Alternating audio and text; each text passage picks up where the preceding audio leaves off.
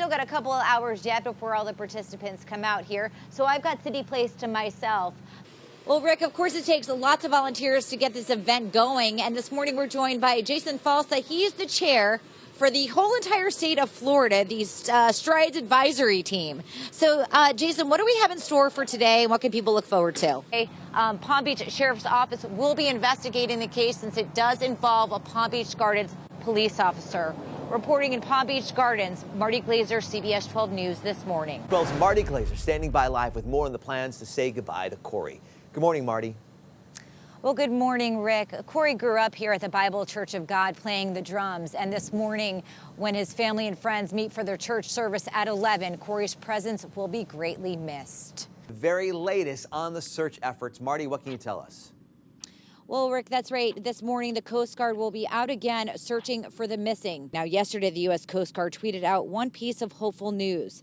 A life ring or a life preserver from the ship Alfaro has been located by air crews. The life ring was spotted 120 miles northeast of Crooked Island, about 70 miles from the last known position. Authorities don't know yet what happened to the ship or whether the discovery of the life ring means that crews were forced to abandon the ship. The weather is making for an incredibly dangerous search mission. The weather should be a lot better. The storm moved out, and they should find something tomorrow. Towed officials say the Coast Guard also located 2 other life rings and a life jacket, but they are not sure if those items are from Alfaro.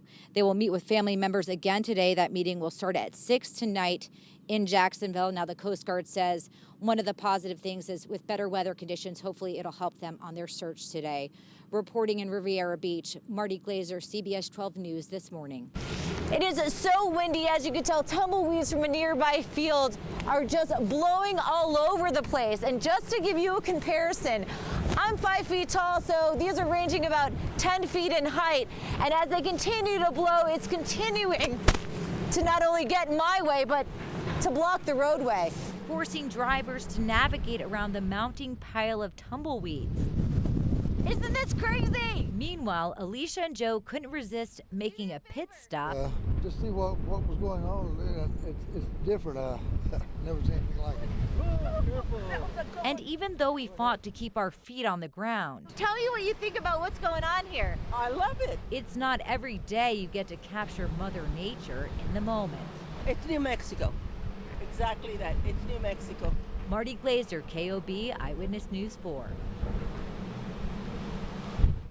On this gloomy, rainy Sunday afternoon, seems little. One thing I've noticed is a lot of the doorbells in this neighborhood don't work.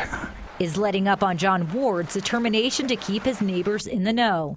Hey there. Hey, what are you doing? Hey, I'm kind of passing out because I didn't think you guys know what's going on with Mlg. No. Trying to shut down Charleston Street to prevent access, the public right away.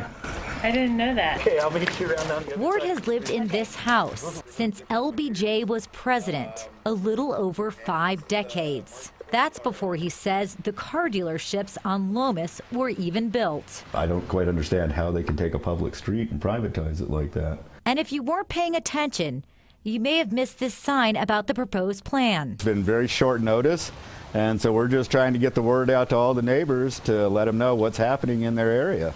This is a street that neighbors say they use all the time, but the dealership would prefer it be a road less traveled. Neighbors say the whole idea is a lemon. Absolutely. Yeah. We've been here 7 years. We use that road every day. Yeah, I mean, Not to mention that we got EMS or fire department coming out here. It's a surprise to me, and now that I found out, yeah, I certainly wouldn't want to be closed. Even though it was Sunday, Mlg was open. We tried to convince a few employees to reach out to a manager to speak with us. We left our number, but no one called. going around and just talking to all my neighbors has been fantastic. I've gotten to know a lot of them a lot better, and they're all very supportive of this. They don't want to see this happen either. So it's bringing the kind of the neighborhood together as a community again, I think. That's why even on this rainy day, Ward is hoping to open the door for conversation and put the brakes on the road closure. And this Thanksgiving is very different for one local family. And to make things easier after a tough time, restaurant owners are giving back to the community this holiday. Marty Glazer takes us to Lindy's. Instead of just making Thanksgiving for their family this year, Steve Atasio and his wife Dawn are preparing a meal for something bigger. The outpouring of people that have called to want to contribute and help is truly pretty special. This is the first Thanksgiving that Lindy's has opened their doors to give food away to the less fortunate. It's all in honor of their mother. She was really the glue that kept our family together. This past January, Barbara Fatasio died of cancer. Her family says Thanksgiving and Christmas were her favorite holidays because she loved being with family. We just thought that it would be easier to get through the holidays if we were doing something for somebody else in her name. Everyone serving, a volunteer, and all the food was donated. This is the first time Edith Settles has been homeless on Thanksgiving. So this is an experience for me. This is a very blessed, I'm being blessed today because these people opened their doors to us. And without them, where would the homeless be?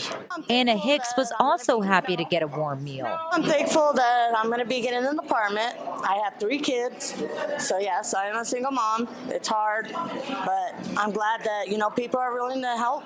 Fatasio says even though this is the first Thanksgiving without his mom.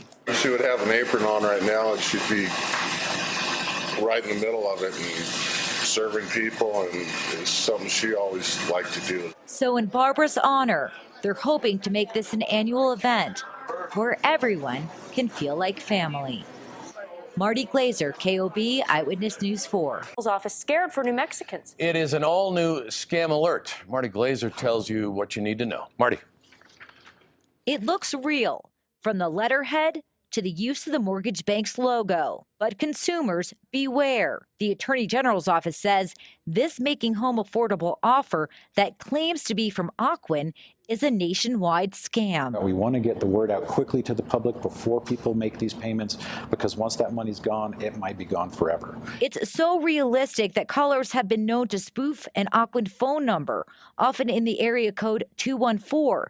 And Kramer says those behind it often target New Mexico's most vulnerable. We have fairly high rates of poverty. We have a fairly high rate of foreclosure compared nationally. Kramer says MoneyGram, Green Dot, and paying your mortgage payment to a third party are all red flags. We want to make sure that they have the opportunity to keep their hard-earned money and work with their bank in a legitimate transaction to try to save their house. To report suspicious activity or for free housing counseling, you can contact the Attorney General's office. Now, that number is 855-664-6630, or go online to keepyourhomenewmexico.org. Back to you. Communicating through social media is pretty common these days, of course. While it's easy, it's not always safe, especially for children. Our Marty Glazer was there today as some Rio Rancho middle school students got a lesson on how to protect themselves. Marty. Being young comes with innocence. It's a gift, but it also means there's lessons to be learned. At Eagle Ridge Middle School, All right, you guys, are you guys ready? Today's lesson plan: the potential dangers of social media. I know a lot of people that sent naked pictures to guys and they sent it to their friends. A lesson that Hope Gonzalez, a mother and the school's PTA secretary, hopes will evoke change. Since I work at the school, I know what a problem it has been with kids spreading different pictures and different information on the internet. During a roundtable conversation, students shared what they learned during an FBI training seminar. Yeah, they could find anyone who lives with you, or actually, because you post pictures with them. I learned that a lot of people get fired for posting certain things, or people don't get a job they apply for because the people that are hiring them look at their social media pages. I learned that it's easy for people to get your information and for them to get stuff that they can, I guess, threat you with. Middle schoolers now full of insight. A lesson they say they'll continue to share in hopes of keeping their classmates and family safe. Now, one of the options for parents is for them to continue monitoring their children's online activities, such as Facebook, Twitter, and Instagram. Marty Glazier was at Duffy's in North Palm Beach, where football Sunday and business started extra early. I went to church last night because I didn't want to miss the game. Normally on Sundays, Lunes Galvez religiously goes to church, but today there was a higher calling. This is my football necklace, and then when I get nervous, I start going like this. The Miami Dolphins took on the New York Jets at 9:30 a.m. Florida time. For such an unusual early NFL game, Duffy Sports Grill opened up a bit early. General Manager Adan Shelf says he's a Dolphin fan, but today he was rooting for the green. It's always translates in extra sales for us. On this Sunday morning, signs. Planter's Punch and potato skins. Normally it's coffee and eggs and bacon. That true Doll fans will eat and go anywhere for their team. What does Michael Powers generally do at 9:30 on Sunday mornings? Get up, have breakfast, clean the boat, wait for the game. If they late game, take the boat out and come back watch the game. And this is what you get when you take a Dolphin fan and a Jets fan and you try to seat them together. A Cleveland Brown fan. And just in case you're wondering, even if it's early Sunday, you're here super early. What's for breakfast this morning? If the Dolphins are playing, fans still need to have a little faith. What's for breakfast? Bloody Mary. And a lot of hope. In North Palm Beach, I'm Marty Glazer, CBS 12 News. Hope is always good for the Dolphins. Hi. How are you? It's been a year since they've last seen each other. And like most close friends, they pick up right where they left off. This is King. She's 10-year-old Ashley Perry. I want to be Wish really bad. This is Puma. And her inspiration? 23-year-old Wade Mars. He's an Iditarod top 20 finisher who started mushing before she was born.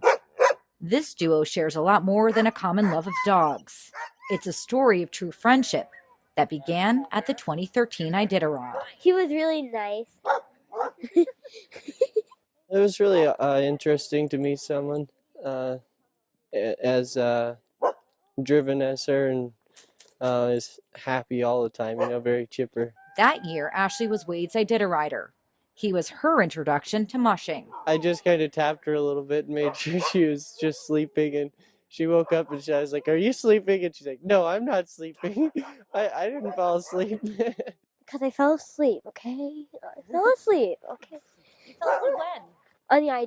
On the opening ceremony through the Iditarod. Ashley was Wade's introduction to Turner syndrome. And some people have other health issues along with it, and mine is I can't fight bacterial infections. Every 3 weeks, she undergoes about 2 hours of life-saving transfusions. And she's a huge inspiration to us, as hard as she fights for everything and as happy as she is to get everything that she gets, So. Her bravery and courage are what motivates Wade during the last great race. Whenever situations got tough or hard and I'm like, oh, I don't really want to do this or I don't really want to be here, I just kind of think of how hard she would fight for something like that. The next stop on this duo's trail? He's dedicating his miles to Turner syndrome awareness. To bring awareness to it more around the state. And side by side, I got to sit on the back of my...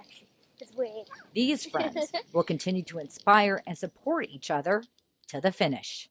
We want to go to Nome. Now, it all came through a generous donor in New York. Ashley was able to ride in Wade's sled for the ceremonial start and has been close to the heart of Stump, Jump, and Kennel ever since. Now, since they met, Ashley has been to every Iditarod start.